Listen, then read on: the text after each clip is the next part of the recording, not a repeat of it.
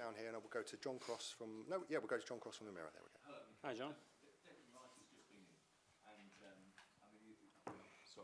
Declan Rice has just been in. To say he's positive about tomorrow night is a bit of an understatement. He's saying that basically if you do it, it's the biggest night in the club's history. You know, basically be brave, special night, special moments.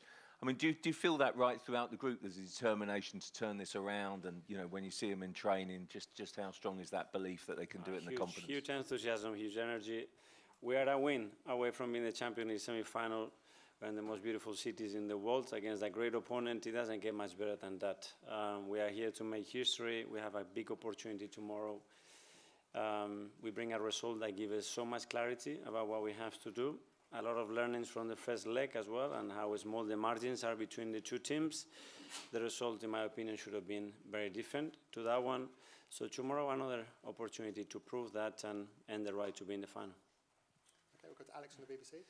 Hi, Mikel. Hi. You just said there you're here to make history and take this team to the Champions League final, but does it feel like it is your biggest game as Arsenal manager? Yeah, one of the most beautiful for sure. I mean, again, one win away from being in the final. We cannot ask for anything else. Is now, let's not do the talking. Let's do it tomorrow on that pitch at 9 p.m. when the game starts. Show our best version and win the game. Okay, John, Radio 5. Mikel. Hi. However, as you'll well be aware, history is against you. So what is it going to take to turn this round?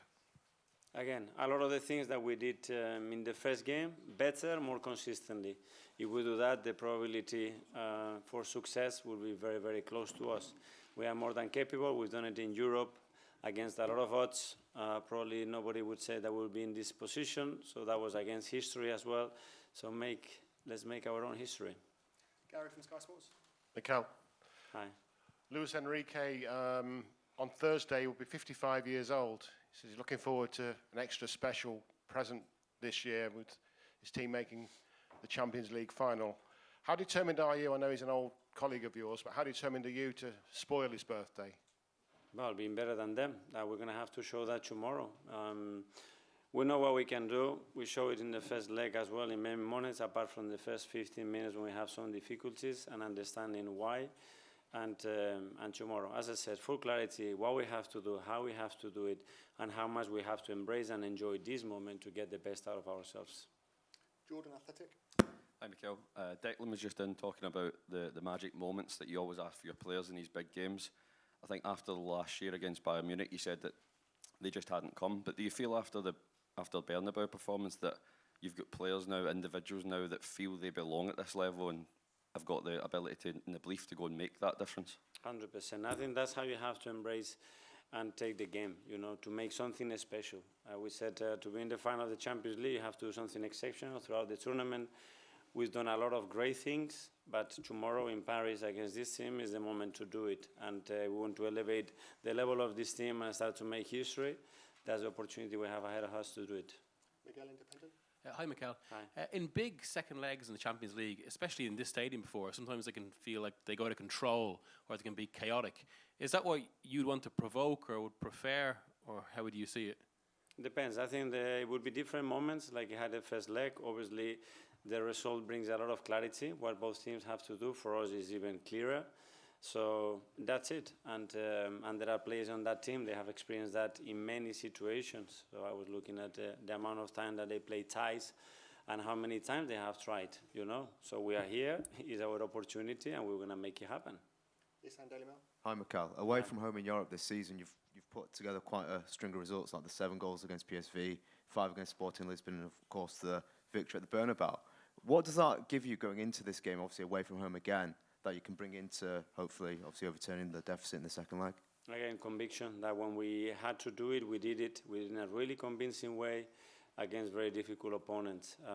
So, again, the last one is very recent, is Madrid against all the odds, because obviously they were talking about all the comebacks and the history and what they did, and we proved something very different to what they expected, and tomorrow we want to do the same.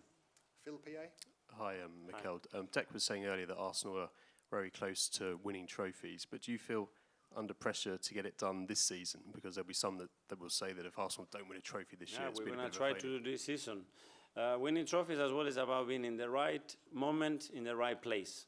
Liverpool has won the title with less points than we have in the last 2 seasons. With the points of the last 2 seasons, we have 2 Premier Leagues. So you have to be in the right moment, in the right place, you know.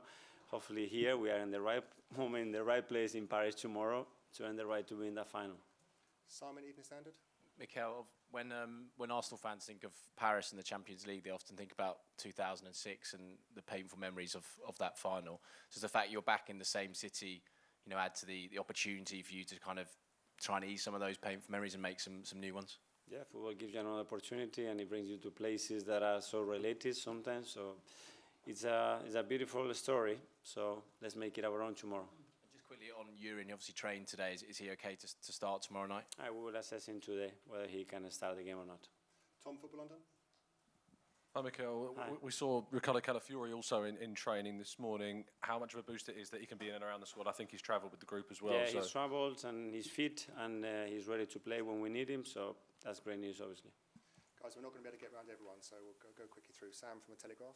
Hi, Mikel. Hi. We know the sort of reaction that Dec got for his 2 free kicks, and obviously in the past you think about Thierry Henry in the San Siro and these moments when players can become heroes and sort of icons of Arsenal's history. Is that part of the message tomorrow, that someone needs to go out there and be the hero and make it their night?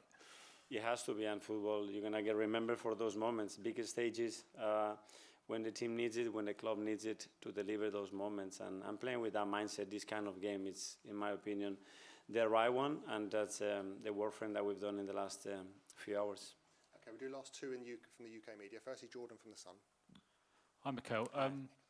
Just on the referee tomorrow night, he has quite a controversial past, but he has also a big reputation for being in the spotlight during these big games. Just how much have you analysed how he refs games and how do you prepare your players for coming up against a referee in such a big night? Yeah, we always get a report, obviously, an understanding who is going to be and how he likes to manage the game, to try to understand him and to try to help him in that sense and make sure the players are very much aware of that, and that work is done. Okay, Nick Callow from Haters. Hi, Mikel. It's quite a few years since you played here for Paris Saint-Germain. I'm just wondering if there's anything from then that you can tell your players what to expect and prepare for. A beautiful atmosphere. I mean, this is a massive club with a huge history, one city, one team, basically. And I was very, very lucky to have 18 months here where I really enjoyed it and I had fascinating memories about it. And it's great to be back here. Okay, we'll do one here from TNT Mexico, I believe, and then one in French down here. Hi, Mikel. Obviously, it's the type of game that no one needs an extra layer of motivation. But how can you use the dream of achieving the Champions League final if you have already? Well, I think it's within us. I think, as you said, we don't need anything else. You know, now we need to use it to channel that energy, that emotion, that willingness that we all have inside ourselves to deliver and perform at the best possible level, at the highest level of each of us has tomorrow, to deliver the result that we need to be in the final. Hello, Frank Dzieniecki, TVP Sport from Poland. I wanted to ask about Jakob Kiwior. In what aspects has he made the biggest progress in recent weeks? And will we see him in the first lineup paired with William Saliba as we expected? Well, again, he deserves a lot of credit because he hasn't played too much throughout many months, and suddenly he's been thrown into the most difficult context at the highest level, playing against the best opponents when you haven't have the physical rhythm or the confidence to do it. And I think he's been exceptional. Okay, and finally, just one here. De este lado, Mikel, Juanjo Rueda para Caliente TV México. Una eliminatoria que pintaba muy pareja en el papel. No sé si esta semana has notado que ha habido mucho halago hacia el Paris Saint-Germain y si se ha sido un poco injusto con tu equipo y a la vez preguntarte si esto te molesta. No lo sé, está siempre relacionado con el resultado. Yo te digo lo que he visto y después de ver el partido varias veces, creo que el resultado no refleja lo que pasó en el campo para nada. Lo que pasó en los primeros 15 minutos y lo que pasó después fue muy diferente, pero al final el resultado es el que manda en las sensaciones y ya está. Mañana hacerlo mejor, ganar y entonces todo será seguro, muchos halagos. Okay, guys, that's us. Thanks very much. Thank you. Merci.